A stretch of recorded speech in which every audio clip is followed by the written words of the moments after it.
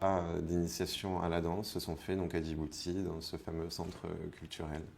Et par contre, en ce qui concerne le classique, je dirais que c'est vraiment la rencontre avec des amis de mes parents et simplement le fait qu'un jour ils aient mentionné ce film Soleil de nuit avec donc Mikhail Baryshnikov et Gregory Hines. Et c'est la première vision dont je me souviens se dégager de Mikhail Baryshnikov et de Gregory Hines. C'était un mélange de force et de fragilité à la fois, je sais pas, de ma sensibilité d'enfant. C'est vrai que j'étais atterri à Marseille. Et donc j'ai commencé dans un premier temps ou continué plus ou moins la danse à cet endroit-là, dans une petite école de danse. Et toujours pareil, c'est vrai que c'est quelque chose qui m'attirait, qui me passionnait beaucoup, mais je le faisais vraiment comme un loisir. Donc c'était vraiment à raison de 2 fois par semaine. Et on va dire que les choses se faisaient de manière un peu légère. Et l'école de danse est vraiment venue, était donc présent. Et c'est eux qui sont vraiment allés vers mon papa et qui l'ont incité à me présenter à l'école de danse.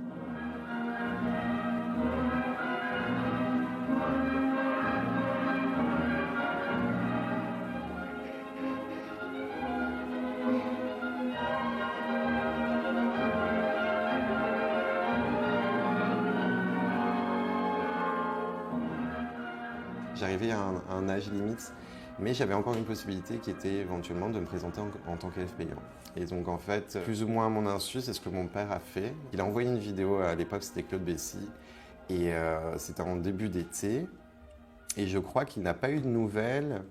Voilà, tout l'été est passé, la rentrée je l'ai faite normalement, on va dire, dans mon collège marseillais. Et puis un jour, début octobre, il a eu un appel de l'école de danse, de l'opéra, c'était Claude Bessy au téléphone, Bernard Boucher. Et l'idée, c'était que j'avais droit à un stage de 2 ans. Et au bout de ces 2 ans, Claude Bessy prenait ou pas la décision de m'intégrer à l'école. La deuxième année, c'était donc en seconde division avec Jean-Yves Lormeau.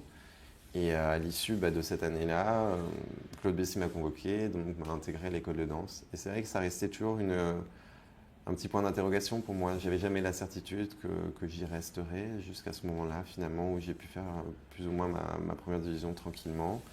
Donc c'était avec Jacques Namon à l'époque. Ces 3 années qui ont beaucoup compté, j'en garde vraiment un bon souvenir. Il y avait une vraie cohésion de groupe et ça c'est vraiment ce qui m'a permis de faire de ces bâtiments, de grandir très tôt quoi, en arrivant.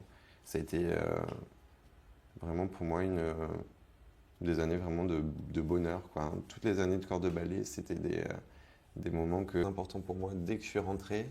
À l'époque, il avait un groupe de danseurs qui l'emmenait danser un petit peu en tournée dans le monde. Et ça, pour moi, ça a vraiment été des moments ultra enrichissants. Et c'est quelqu'un qui m'a énormément appris, quoi. Déjà, j'étais admiratif du danseur, mais je l'ai été encore plus du coach, quoi. Enfin, en tout cas, de la personne qui vraiment échangeait et partageait ça avec générosité, comme seul lui sait le faire.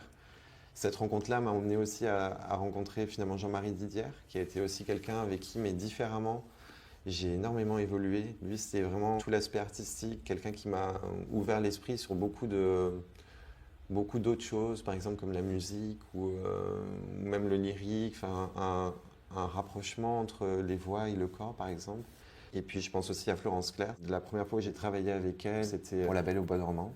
C'était à la fois une rencontre avec un rôle, mais aussi avec une personne. Je suis vraiment reconnaissant de tout ce qu'elle a pu m'apporter.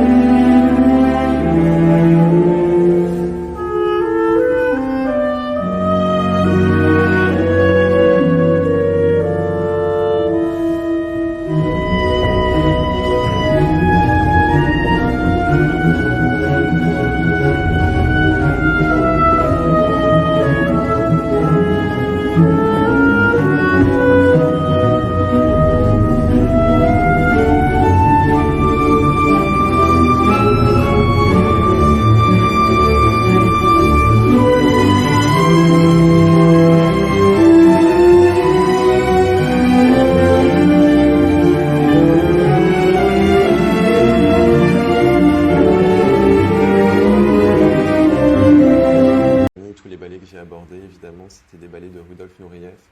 Je ne peux pas ne pas le citer lui. Clairement, c'est quelqu'un que j'admire énormément et je suis extrêmement fier de pouvoir continuer encore à danser et essayer de faire perdurer tout son répertoire à lui. Et c'est effectivement quelqu'un que j'aurais aimé rencontrer. Et je l'ai vu un petit peu sur les danseurs qui l'ont côtoyé. C'est vrai que ça reste une génération pour moi qui a vraiment excellé et qui nous inspire encore aujourd'hui. Donc lui, c'est vraiment quelqu'un voilà, que j'aurais aimé côtoyer, avec qui j'aurais aimé pouvoir travailler et même simplement l'observer, je pense travailler. Ça c'est vrai que j'aime bien observer, et je trouve qu'on apprend beaucoup comme ça.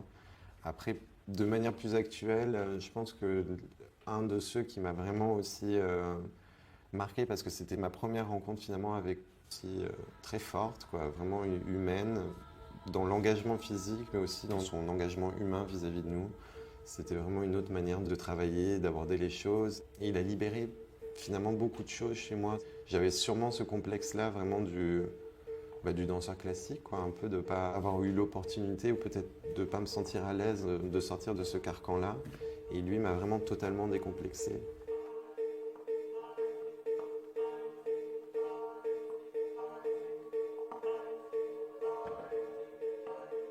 C'est vraiment un chorégraphe avec qui j'ai apprécié travailler et avec qui j'aimerais beaucoup travailler.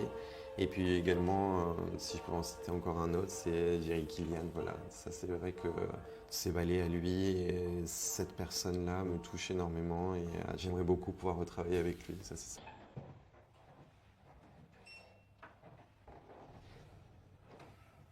C'est une interprétation aussi ces derniers mois. Monsieur Matthias Heymann.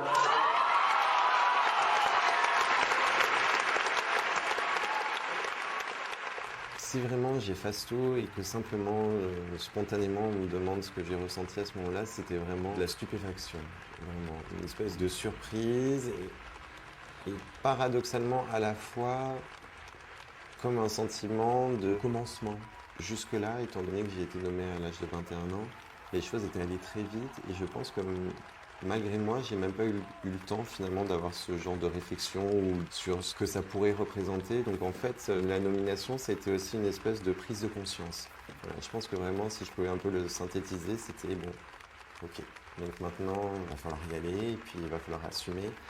Mes parents étaient présents et voilà, je pense qu'il y a toujours dans ces moments-là, ou même si je pense à mon entrée dans le corps de ballet ou une espèce de reconnaissance aussi envers eux, de m'avoir soutenu et de m'avoir accompagné jusque-là, quoi. Donc c'était vraiment un mélange de beaucoup de sentiments. Et je dirais que le bonheur et le plaisir finalement de cet instant-là, ils viennent beaucoup plus tard. Sur le moment, c'est beaucoup de sentiments, mais qui sont presque trop forts pour pouvoir les apprécier. Donc il faut un certain temps et un certain recul pour juste prendre la chose telle qu'elle est, comme un cadeau en fait. Le défilé, pour moi, c'est presque un moment de réunion avec la compagnie. Plus que le fait aujourd'hui que moi, j'aille défiler tout seul, au contraire, j'ai vraiment le sentiment d'être ultra entouré. D'un coup, toute la compagnie se retrouve, on est tous agglutinés comme ça au foyer, il y a toute la préparation avant où finalement on a l'opportunité de croiser et de parler avec des gens. On ne croise pas forcément parce que chacun, et notamment les étoiles, on a des plannings qui sont un peu dissociés du reste de la compagnie. Donc c'est aussi un peu un moment de convivialité. Je trouve ça vraiment très fort. Foncièrement et profondément, je le sens aujourd'hui, que si je ne fais pas, je regretterai toute ma vie. Je pense que j'ai toujours eu cette envie, même petit, la projection, de la transmission, en fait, vraiment d'avoir ce rapport-là. Alors ça peut être au travers d'une adoption aussi, même si évidemment je préférais faire les choses différemment. Mais vraiment, ouais, s'il y avait un rêve aujourd'hui qui me viendrait à l'esprit tout de suite, c'est de fonder une famille. C'est vraiment une des plus belles choses finalement que la vie nous offre et je serais vraiment très triste de ne pas le vivre un jour.